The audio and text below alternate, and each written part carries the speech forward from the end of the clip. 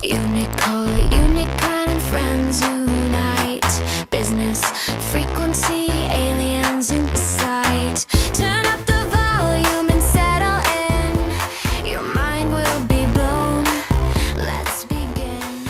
Welcome to Unicole Unicron and Friends. Today, my guest is someone who is an intentional party girl.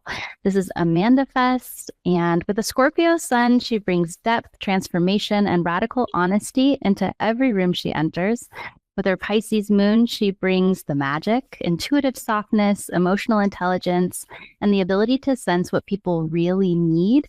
And with a Sagittarius rising, she leads with adventure, expansion, and soul level enthusiasm. I am so happy that you're here. Welcome, Amanda. Thank you. Ooh, that was such a fun introduction. I don't know my sign that well, and I feel like that was such a spot-on explanation of who I'd be. So that was cool. I used ChatGPT with that part, and what I'm always shocked with is how accurate it is, like how it really does Yeah. fit the guest. So I really like using it because I know a bit about astrology, but it's really nice just to get a more professional sounding read than just like a Cancer, you like to stay at home? Like that's kind of like my level of knowledge. Well, Welcome. Oh my gosh. Yeah.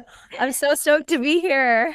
I'm so happy you're here. So I guess let's just start with like a little brief introduction about like what you do. I saw you're doing coaching, and you also are very active in like nightlife, but in a different way than most people. So yeah, give us a rundown. Yeah, I do a lot. I wear many a hat. So the whole umbrella of what I do is called AmandaFest, which is a play on my name, manifestation, and festival.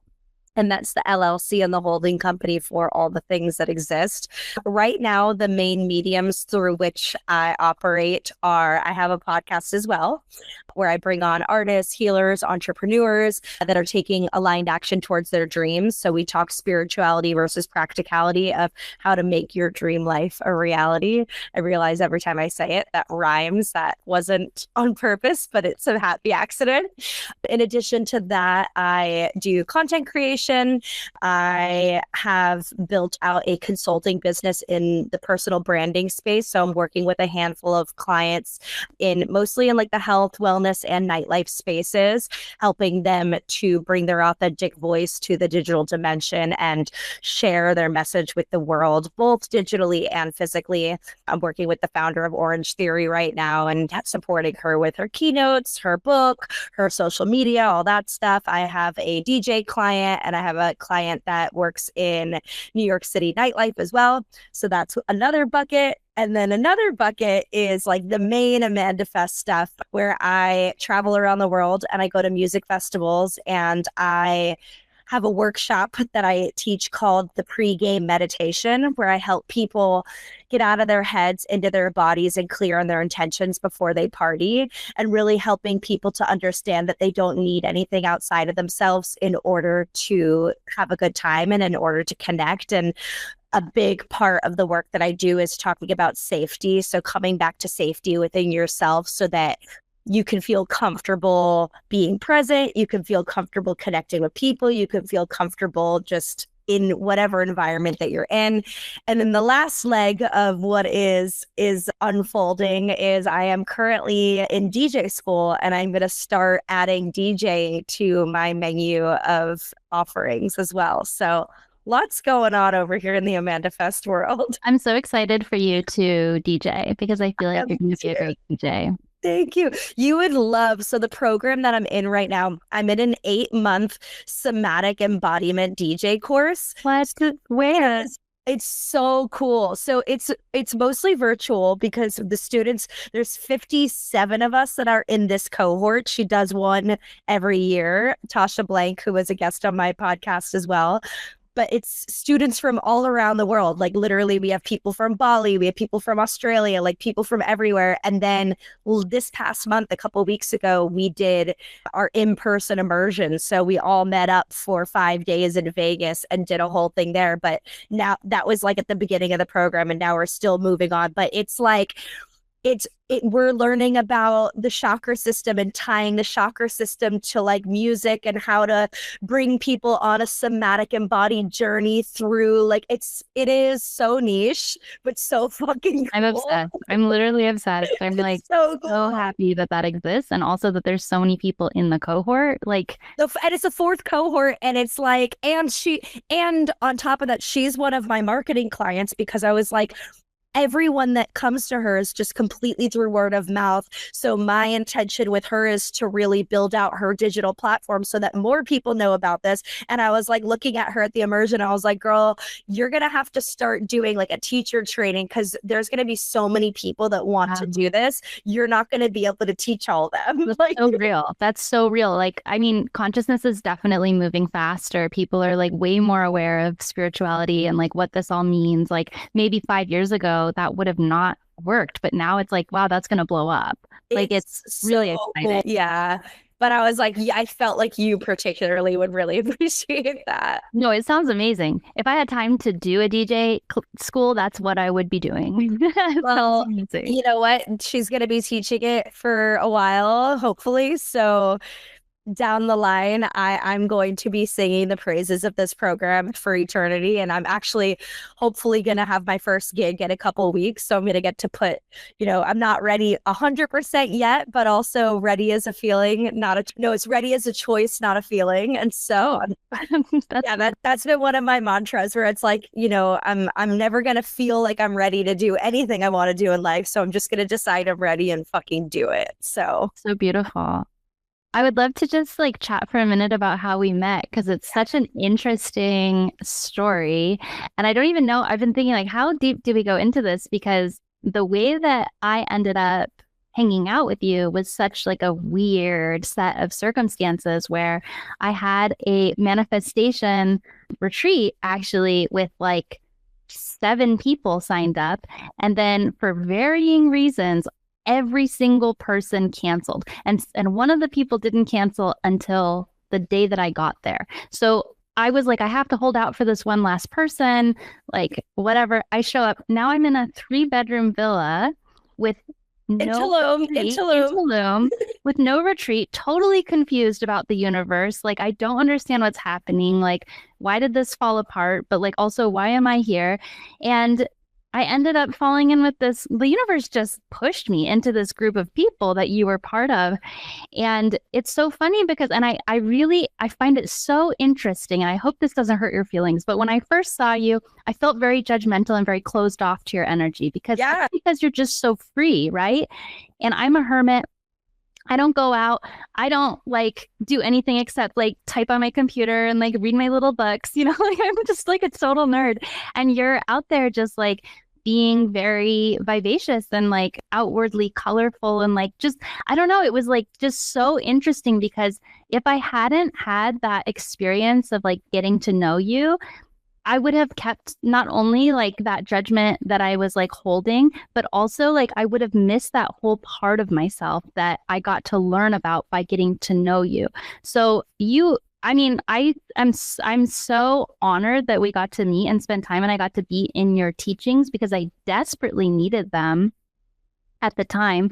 And yeah, I don't know, just like, and vice versa. It was so beautiful. You even ended up staying with me for like a day and maybe 2, I don't remember, but it was just such a journey. And I think because I have grown up with an addict parents' childhood, I was in like basically in a crack house when I was a kid.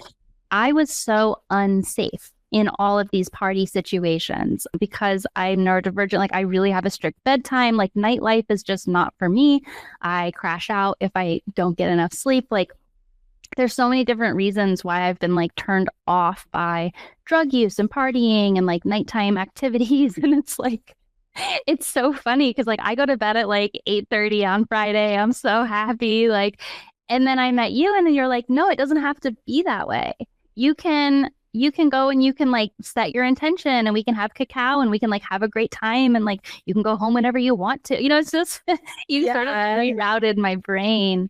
And I just have one more thing to say, which is that this podcast is like Unicole Unicron and Friends. And like I've always struggled with making friends. And like this space that I'm holding on this podcast is about these connections, about these places where I do have like legitimate friendships with people, like our hearts connect and we share this moment, and it's like it might not look the same as other friendships, but it's so real. I'm just so happy.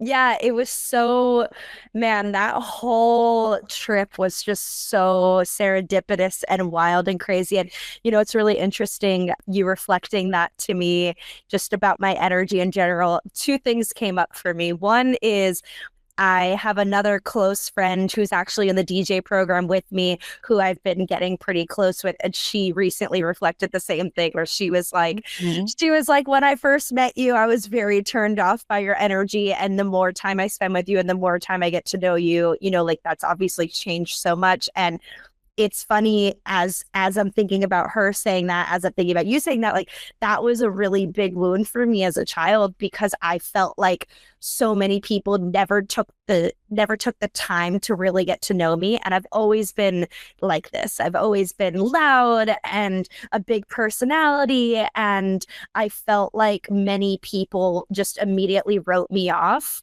because of it. And, I have like very vivid memories in high school of like sitting down, having heart to hearts with people.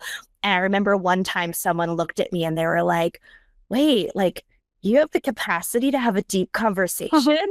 And I was like, yeah, like what? And I had this, talking about like having a hard time making friends. I never had a hard time making friends, but I had this really distinct, like idea in my head or story that I was telling myself, that I only could be myself on a one-on-one basis, that anytime I was with a big group of people, I became, whether it was because I was trying to be the center of attention or I was being loud or whatever it was, I was like, oh, I don't do well in groups. People don't like me in groups. So I'm going to stay away from groups and only pursue friendships one-on-one. And that like really stuck with me for a very long time. And it wasn't until I was able to move past some of those stories about myself and recognize, maybe you might have this impression of me and I know who I am and I know that's not true. And so, but I'm so happy that the universe brought us together the way that it did. And that trip was spooky. It really was. I think you're probably just an activator, right? And it's like, for me, it like you reflected this part of me that was, feeling whatever, like making my own self be quiet, making my own self, fit into a certain box. And then people always have the opportunity to expand their consciousness and like invite that energy that they are repressing in, or the easier path is to say, I don't like you, and like walk away. Right. Well, we talked about too, like when, the events unfolded the way that they did, and I was with this group of boys and you came into this group of boys, and then I left this group of boys, and then it was me and you, and it was like I felt like in that moment you and I were just such mirrors for each other, and you were sharing with me like, the medicine that I brought into your life, but man, did I fucking need you.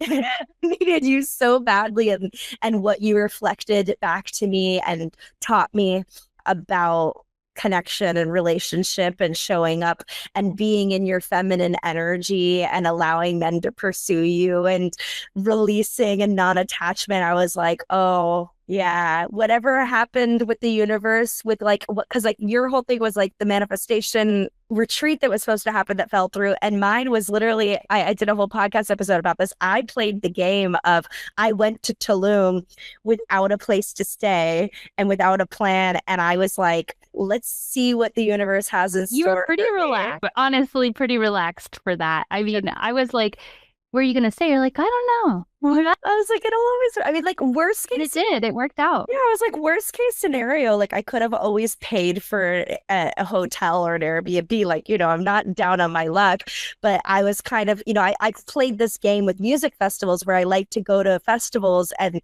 not have a ticket and just like see how I could find my way in. And so I was like, what if I did that with a trip? Like, what if I just showed up, with no plan, no agenda. And I had my menu, like I had my things that I was like intending to do, but I was like, I'm so fucking open to whatever the universe wants to give me here. And Tulum is one of those super Wow. potent spaces that Tulum. that's like, we were talking about that, where it's just like, it's like Burning Man, just everything that you want, you think it and it appears. It's crazy. It's an amazing place. It really is. I totally love it. And I used to be more Playa del Carmen vibes. And then the more time I've spent in Tulum and I've connected with the jungle spirits there, and I've just experienced such deep magic. Like I saw a tree walking there, like totally sober. I've had psychedelic experiences at night with like jungle spirits, and like the energy is so deep. And what's crazy is like I told some of the locals, oh, like I saw an arbol coming up, like I was like, I saw a tree walking, and they're like, yeah, that's normal. Like they're like that. It didn't fake, because like that's just what it's like there. It's just like this very deeply magical place. This podcast brought to you by Unicult. Feeling out of place? Maybe it's because you're not from here. Unicult is the home for starseeds, seekers, and dreamers. Come find your family, your purpose, and your power. Join Unicult.com. We're waiting for you. So yeah, it's really interesting that whole experience of, because I was celibate for years before, and then I had a baby, and so I was there after having this long period of celibacy. And so I think it was just probably like a very interesting dynamic to be like in this space of like, it was kind of the way that I perceived it was kind of like this group of guys like, oh, we're here to like be kind of hot shots and like get girls and like do this, like, it's just, I didn't want to be an accessory to like somebody's like, I don't know what it was, like stat.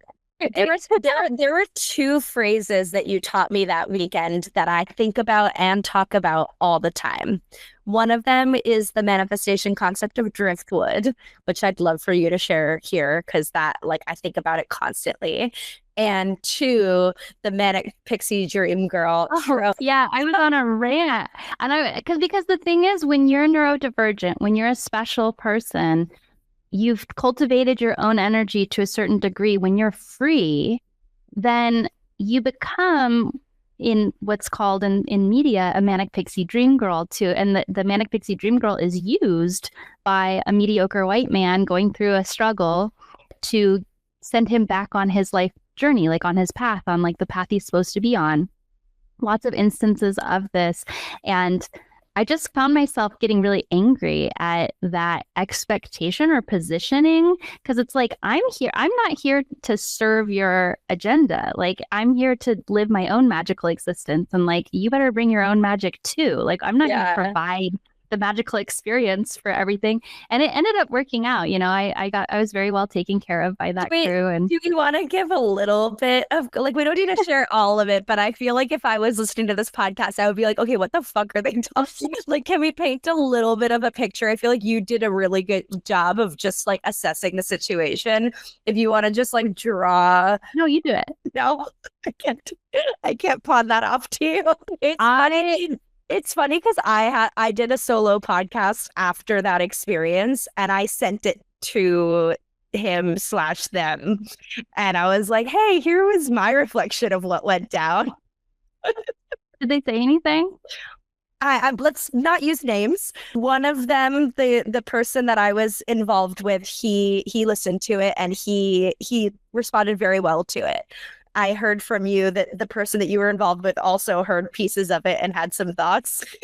I forgot. I don't remember that far back. There's been a lot of things in that history there now. Yeah. So very long story short, like, I'll say from my perspective, and then, obviously you had your manifestation retreat, but I was in Playa del Carmen staying with a friend, and it was, right around Zamna season. So when all the like big shows and festivals are happening in Tulum, this was my third year, I think, coming around that time. So like, I kind of knew the lay of the land a bit.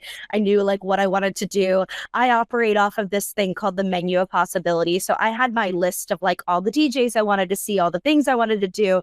And I was kind of just open when I got there the first night, I stayed on a friend's couch, and then I got a bed in a hostel at Holistica. And when I went to like reserve the room in the hostel, I was like, how many nights should I do this for? And I was like, again, trying to play the game of like, let's see what happens. So I was like, I don't know, maybe I'll reserve 2 nights because who knows who I'll meet or what opportunities will unfold. Like, I want to be open to that.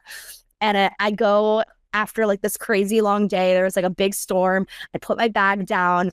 I go to the cafe at Holistica, like this incredible restaurant. That's like my favorite. Like, it's the only place I want to eat. Holistica. Oh my gosh, it's so good. So I go and I sit down, and I was like going to go to like an authentic relating intimacy workshop, but whatever. So I sit down. I didn't end up going to that, and I order food. And like immediately when I sit down at this bar, I like see this like attractive man, and I like look over, I like clock him, and I was like, all right, like I'm just gonna like be in my own energy, la la la. He was talking to someone, they finished their conversation, and his like work setup was right next to where I was sitting. So he sits down, he like opens his laptop and turns to me, and we just immediately hit it off and had this amazing conversation. Remind you, I'm like an hour into, I just booked 2 nights at this hotel. I just put my bag down, and now I like an hour later I meet this guy. We're chatting, and he was like, do you want to like hang out with me and my friends tonight? And I was like, yeah, of course. Like, that's where this is headed. So then that was the first time I go back to the villa. I walk into this villa. So like, of course I go, yes, strange man I just met in the jungle. I'll come back to your villa to go meet up with another strange man as a single female traveling alone. Sure, this is a great idea. And I was like, la-di-da-di-da-di-da-di-da. And I go to the villa. I remember so distinctly like opening the door, and it was like set up like, you know, in the 70s where they have those, what are they called? Like lounges. Yeah. Conversation pits. So it's like the sunken in, you know, just really painting the picture for you guys. Like, you know, like the sunken in couches where people like can hang out. And right when you open the door, and you could see to the outside because it's all glass, and you could see the pool. And there's this other very attractive man, shirtless, doing pull-ups on the stairs. And I was like, okay, Amanda, here we go. And that was basically it. I went out to dinner. It was him, and he introduced me to his roommate. The 3 of us like went out to dinner. We were all hanging out. And in my head, I'm like, what is this dynamic? Like, what's going to happen? I don't know what's going on. Like, this guy's cute. This guy's cute. I'm interested in one of them, all of them. Who knows? Whatever. Like, I'm on vacation. And then as the night wore on, like they kind of passed me off. Like the guy that brought me back eventually, like I thought that he was interested, but then I guess maybe his friend was interested, whatever. So I ended up staying the night with his friend, and very quickly I was invited, and it's like the fucking Bachelor. They were like, do you want to stay with us for the week?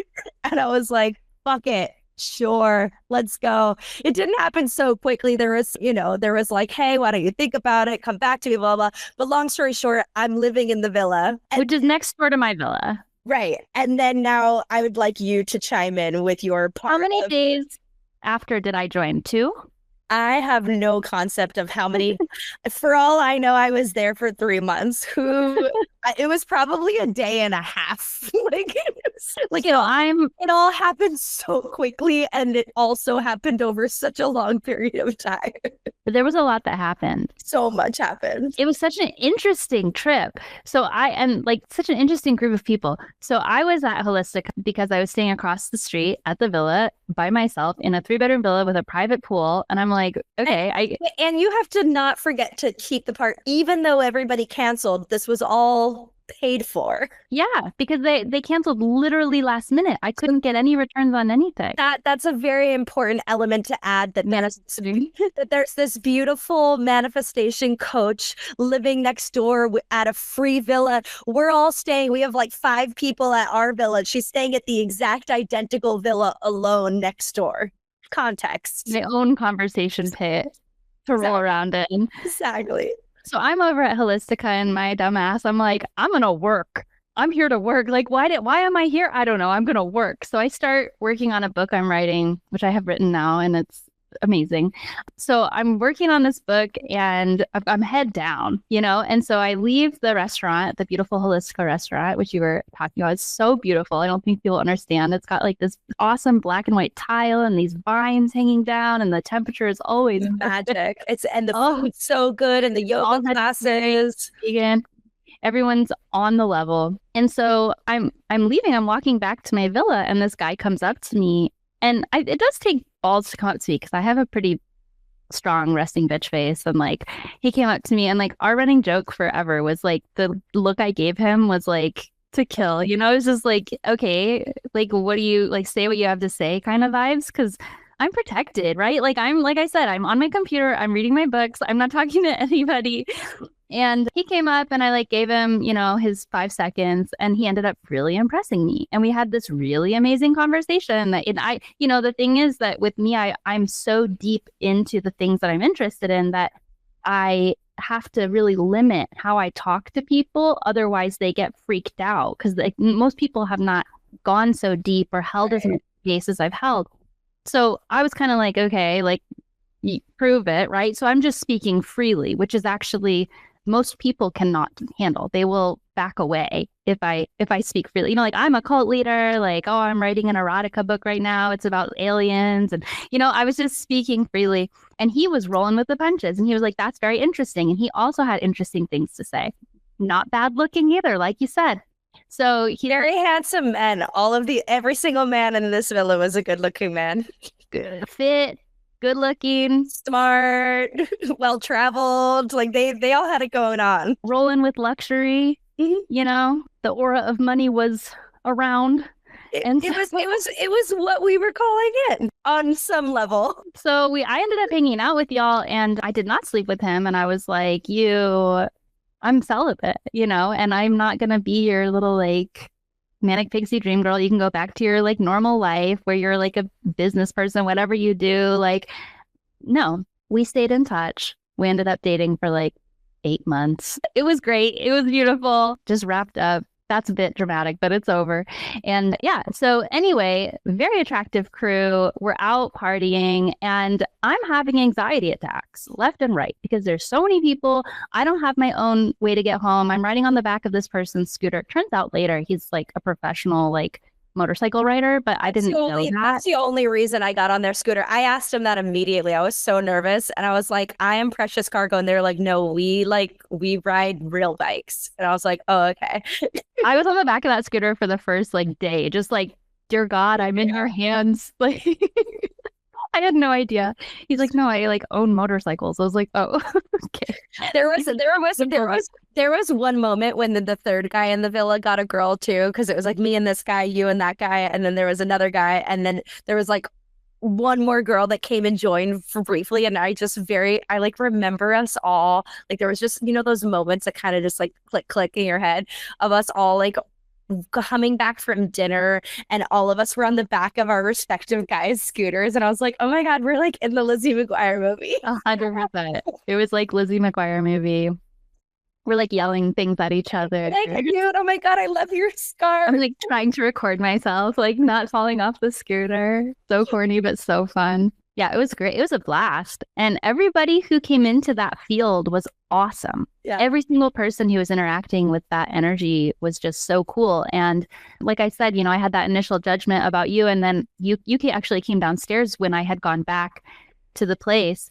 And I was like, oh, I was like, that's kind of interesting because I felt like your energy was pretty different than theirs.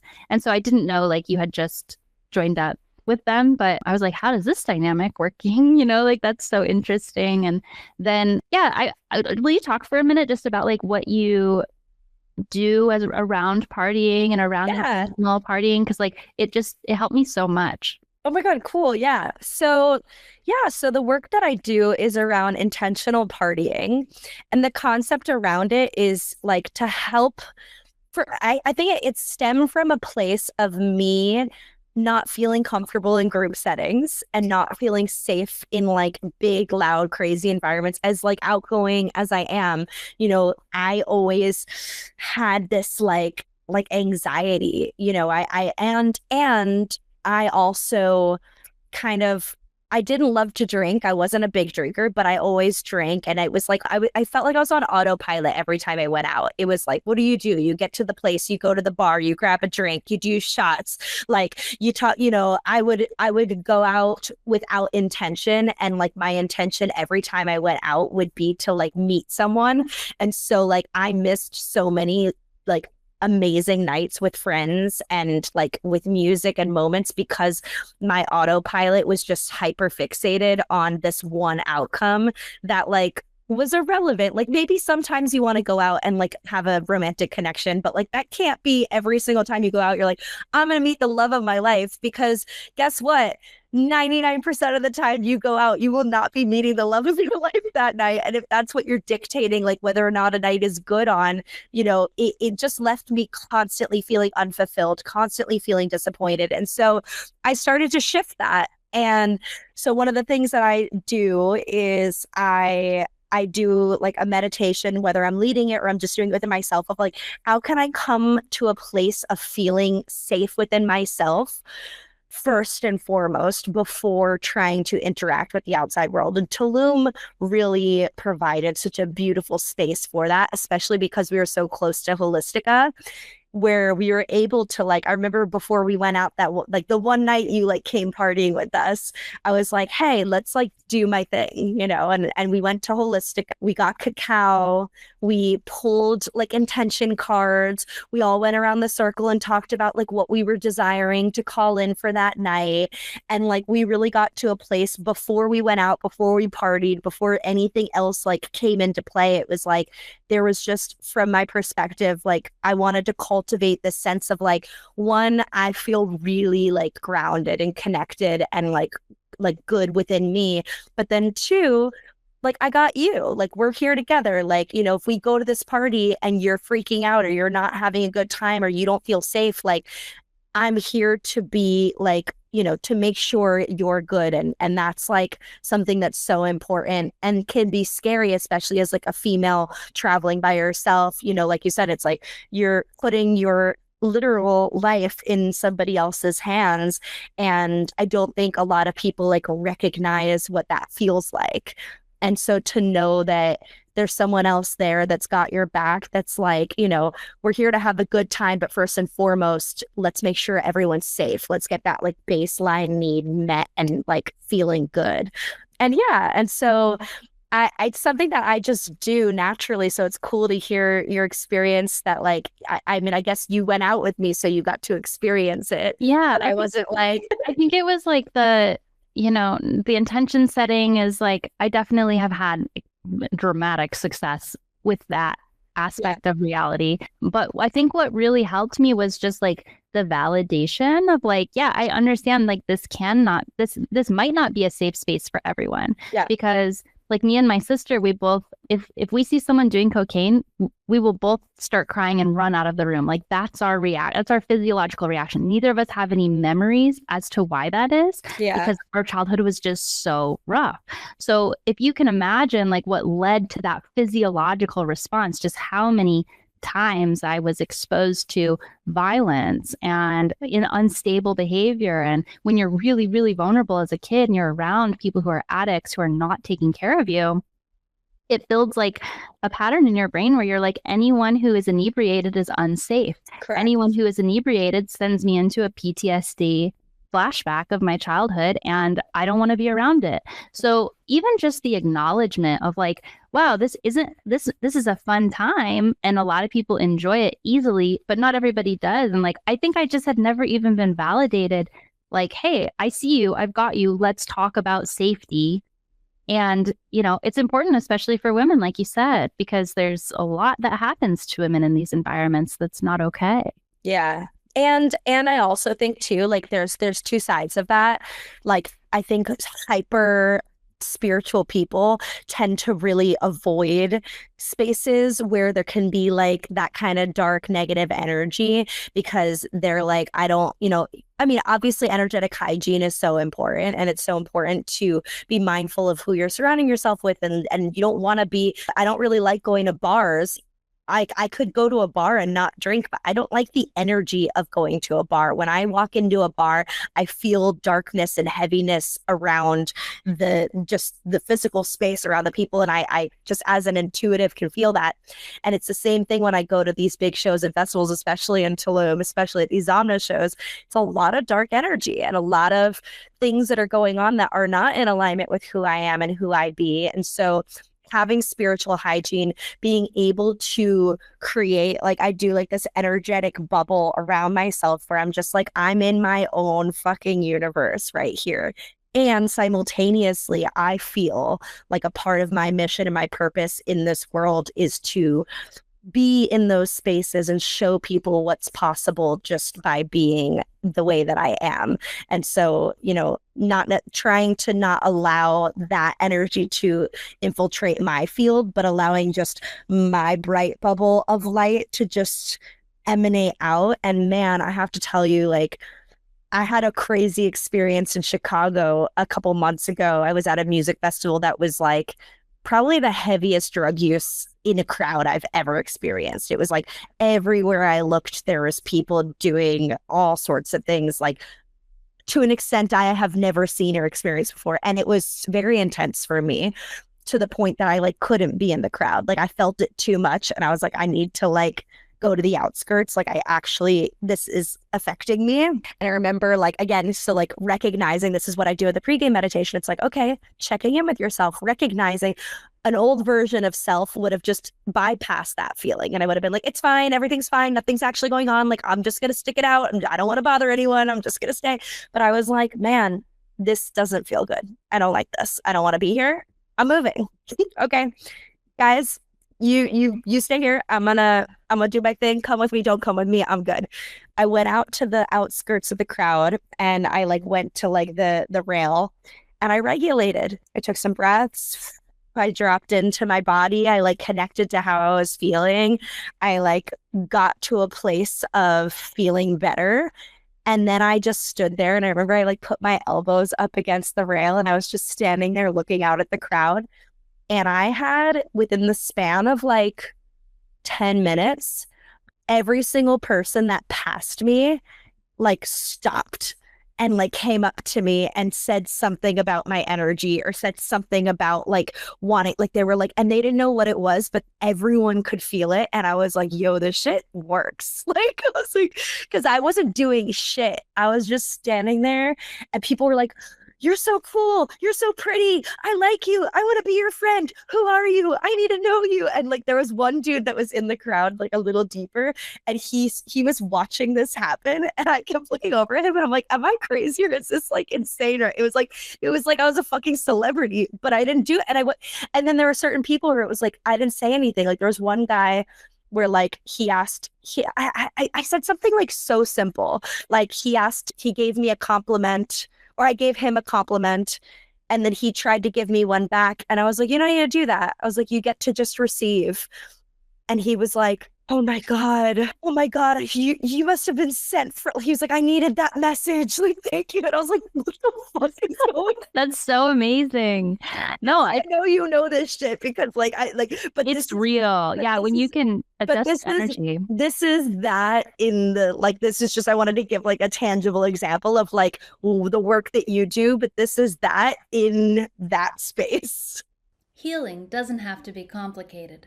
Dolphin Technology designs wearable frequency devices that work with your body's natural energy to restore balance, clarity, and vitality. Built with crystals, magnets, and resonance circuits, our pendants are the future of wellness. Feel the difference at dolphintechnology.org. It's so real. Yeah, it's really real. Like, it's so funny because like I've been dressing up a bit more lately. And so like the attention that I've been getting like makes sense. And then every once in a while, I'll just wear like my sweats and put my hair in a bun and go to the grocery store. And the attention is exactly the same. And I'm like, wait, why is I thought I was undercover, but like I've just been amplifying and it really does work. People will snap their necks to look at me in my sweats. Like, and they don't know what, and it's crazy because it's like, there are people that are anti-woo-woo and they don't believe in it. But I'm like, yo, you might not get it in your head, but you feel it in your body because you walk by someone like you walk by someone like me, and your body responds. You're like, and then we have to be careful. And then once you have what you're like, oh, I'm very powerful. I gotta like gotta like be extremely discerning with who I allow in my sphere and get like, then again, it's the energetic hygiene of like, cool, how am I protecting that? How am I using my evil powers for good? Divine powers can be used either way. Yeah. But yeah, brutal. They could be brutal. And people have been on that brutal end of mine. And I apologize officially right now.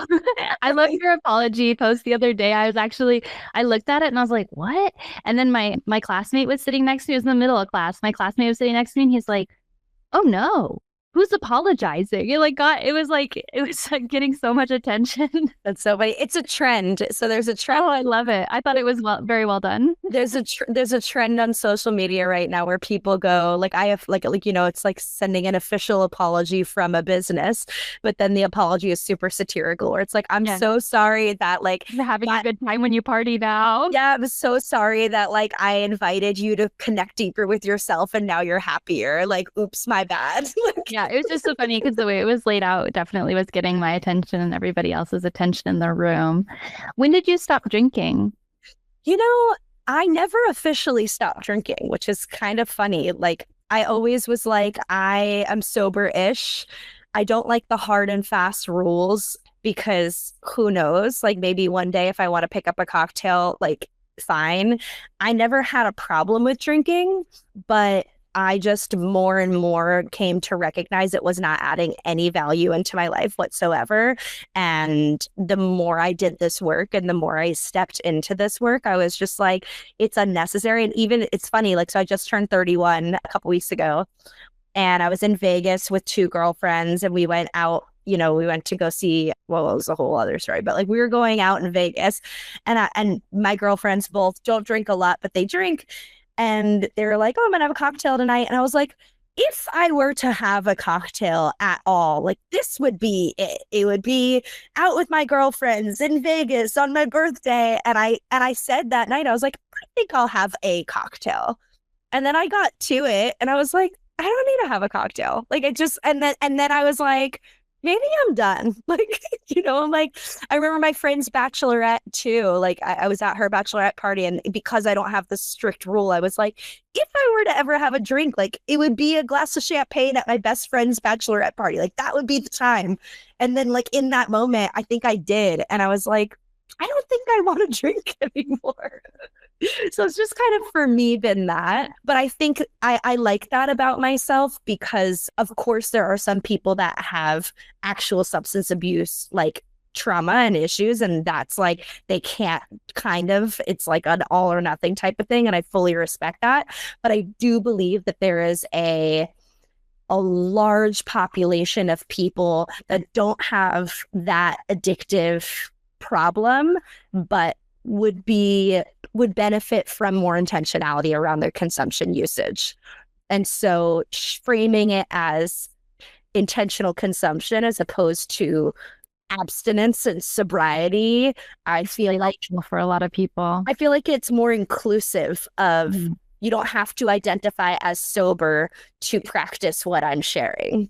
I love that. That's really beautiful. I feel the same way about alcohol. Like I actually don't have any problem with it. I don't have anything against it. I just don't get any benefits from it. And it makes me feel bad the next day.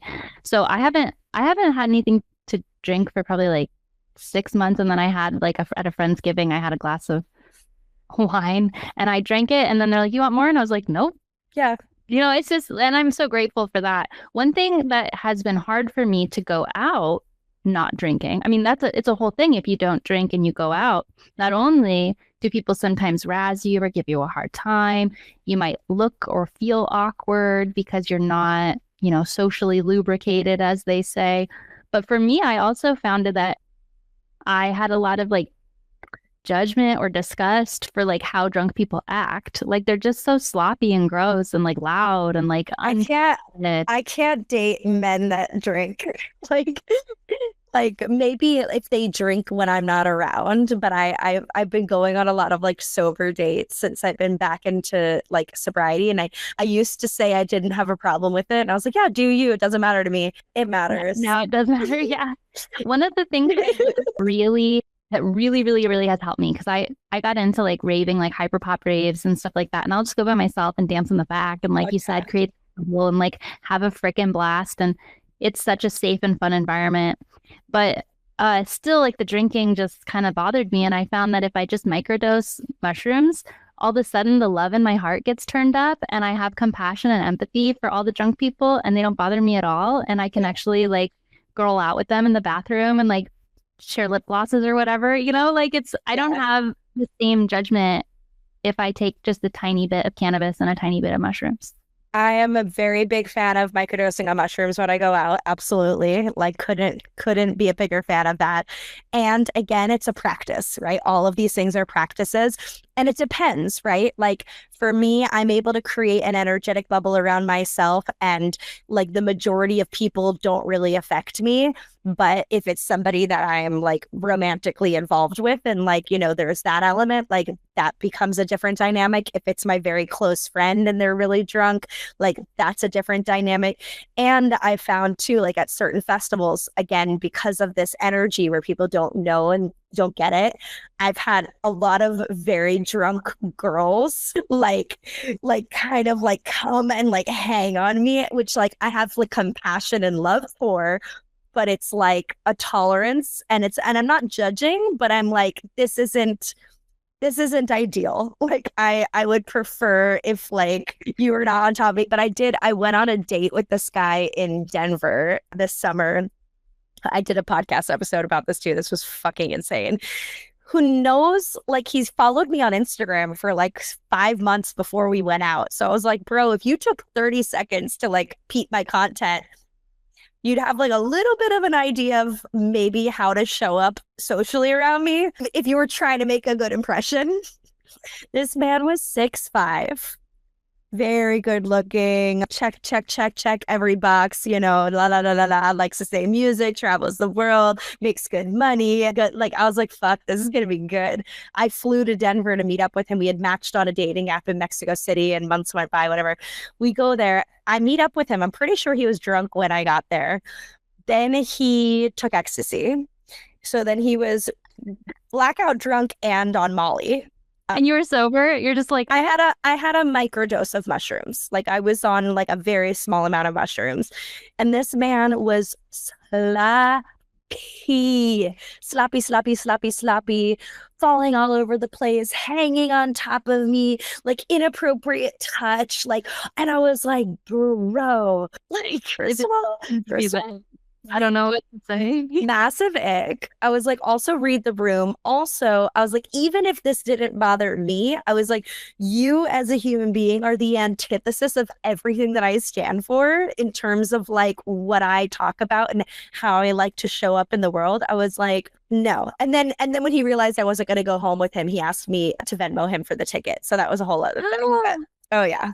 Crimes. We live and we learn, and the boundaries are strong. And again, I think you taught me so much when we connected just about like holding that and knowing my power and knowing like I had so much admiration for the way that you were showing up in connection with this man that checked all of the boxes that any woman would want checked. And I was like, how are you standing in front of this man with your arm out like this? And you were, and I was like, and you were like, because I fucking know my worth. And I was like, do I not know my worth? What's my worth? Tell me about my worth. Well, I think it's, I mean, like you said, like it checks every box. I mean, I literally made a manifestation list of 50 things and he checked 49 of them.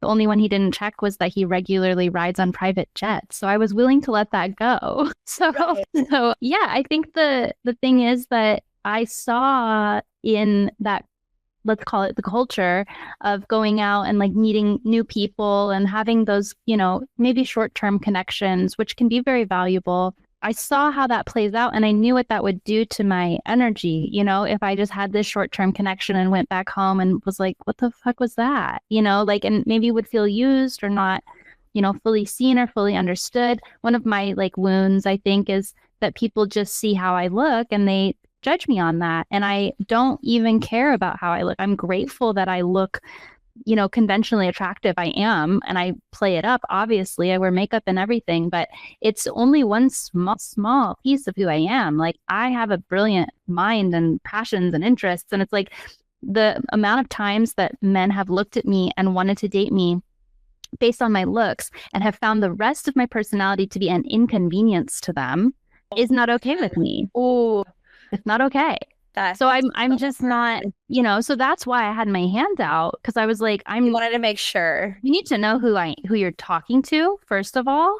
And he did. He definitely put in the time and the work to understand me, which I definitely appreciated. But I think this is a good time to talk about that driftwood concept, which I got from another manifesting coach. I think her name is Lacey, and I can't remember what her program is called, but if you look it up, maybe you'll find her.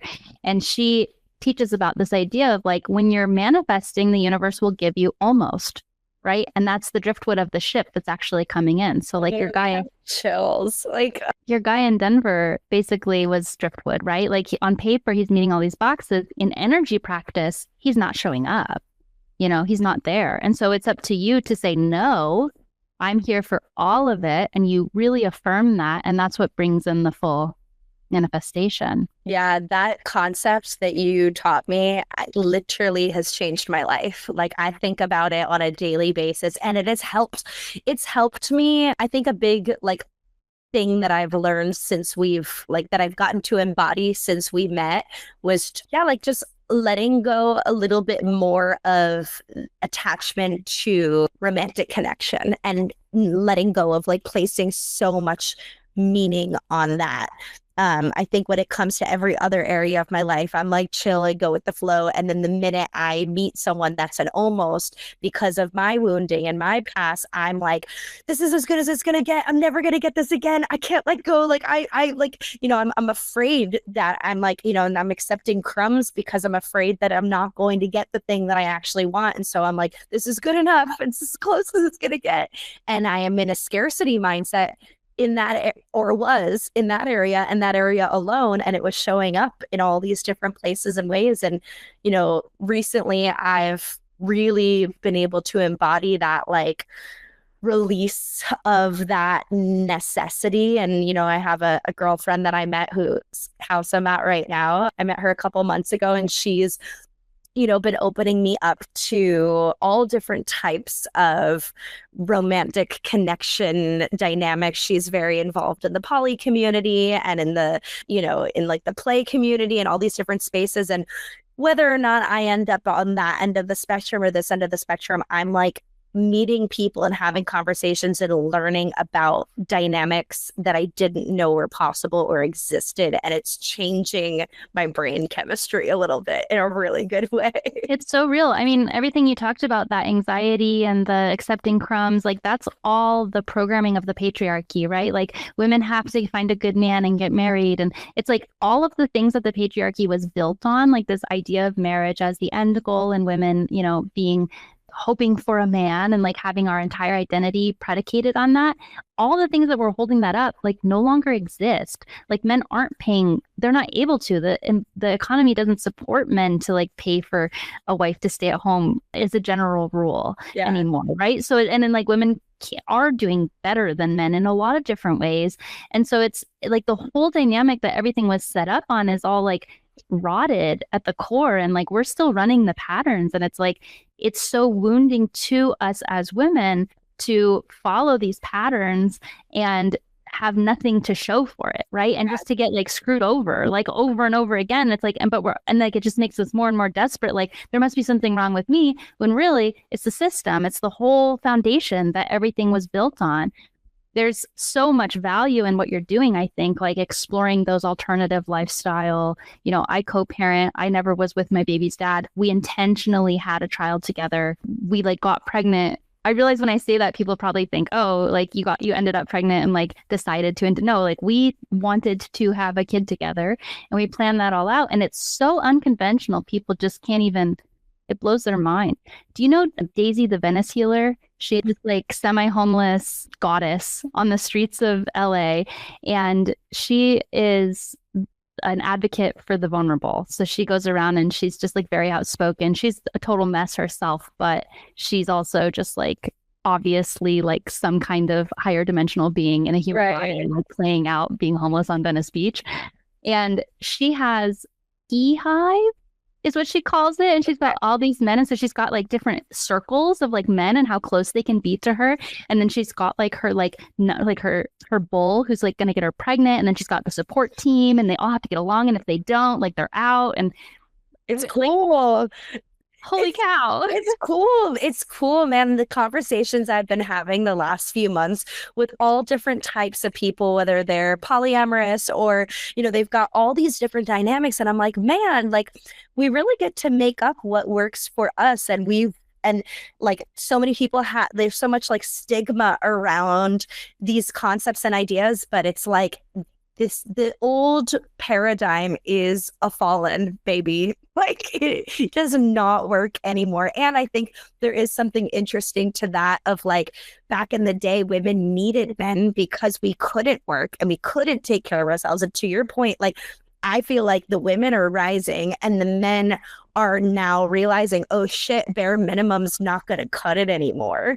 And now I think there's studies right now that are saying like the happiest and healthiest population is single women, that like women in relationships are going to die sooner and faster because it's just like, it doesn't work. It's like the system is fucking broken. And until people like us are coming in and challenging the status quo and being like, yeah, I don't care what society thinks. And I remember when I met you, I thought that was a little like startling to hear. I was like, oh shit, you like intentionally got pregnant with someone that you weren't with. And I was like, but now, like, I think if I met you now and heard that, I would be like, fuck yeah, sister. Like, cool. Like, let's go. I think one of the other things that's important to mention is to like, it's not just like a men versus women thing. Like it is kind of, but the other aspect of it is that our entire society is supposed to be a communal one, right? And we put every single need we have onto a monogamous partner. Mm-hmm.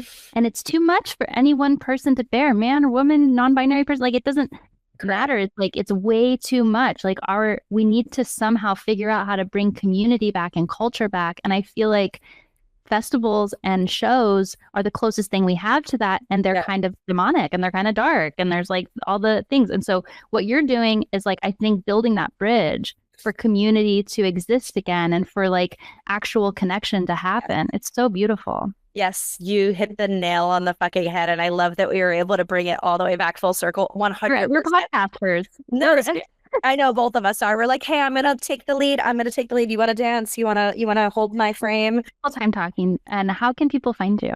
Yes. So Instagram is my main platform at Amanda Laurena, AmandaLaurena. Through there, you can find my podcast. There's a link in my bio with links to all the things, but my podcast is the AmandaFest podcast. You can find me on all platforms, Spotify, Apple, YouTube, wherever you listen to your podcast. And I do some coaching and consulting. And so if you're interested in having somebody to support you and hold you accountable in whatever it is that you're doing, whether it's building a business or just wanting to learn how to party with more intention or make friends abroad or whatever it is you're seeking, I would love to connect with you. And thank you so much for having me. This was a blast.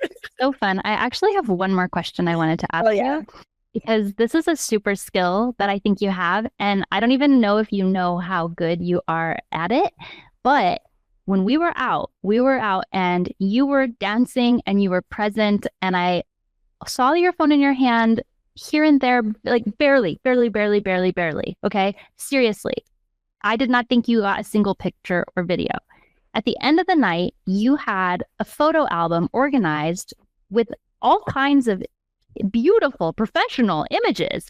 And I was like, how did you do both? I feel like you have some kind of like Harry Potter time turner or something where you're like on the sidelines taking the amount of good shots you got. Like, how did you do that? I love that you're asking this question because I'm working on a social media post right now. There was a New York Times article that came out yesterday talking about banning phones on the dance floor. And I have some choice thoughts on that. Because on the one hand, yes, the dance floor should be for dancing, not for phones, not for photos, not for yapping. And a part of the, I listed out at the beginning of this podcast all of the work that I do. A part of what I am extremely passionate about is sharing these experiences with the masses. How can somebody who's never been to a show or a festival or a music, like anything like this, how are you going to know about these experiences in this digital age? It's through photos and videos and capturing it in a way. So I, again, talking about intentionality, not abstinence in general with all things. Same thing with the phone. I have some very strict rules around the phone. When I'm out, I'm not using my phone as a phone. I'm not texting or like on social media, or I want to be present. The whole concept around it is how can I be as present as possible in this moment with the people that are in front of me, not with whoever's, I don't care. So having strict and strong boundaries around being intentionally present and the concept of capturing the moment while making sure that you are still a part of the moment that you're capturing. So a past version of myself would have taken pictures and videos and then looked at them and edited them and was going like, no, none of that. I will capture, I'll get what I need to get, and I put my phone away and don't even look at it. And I capture a lot, and I have a good eye for it. And it's something that I love. I've always loved, capturing the beauty of people, of moments, of experiences, something that I very much enjoy. But having those strict boundaries around my phone is not for texting. It's not for social media. It's not for scrolling. It's not for looking at the pictures. We're going to boom, boom, boom, put it away. You really do. It was boom, boom, boom. I didn't even hardly know. You could have been using it as a flashlight for a second, like I had no idea. Gone, and then just beautiful portraits. Thank so you. I definitely recommend everybody check out your social media because it's really fun to see, and there's a lot of like good messages, and you have a lot of variety too in your content, which I really like. Thank you. I really appreciate that. This is so amazing. fun. Well, maybe we'll have you on again sometime. Thank you so much for joining. Yeah, thank you. Unicole Unicron Friends unite. Business frequency.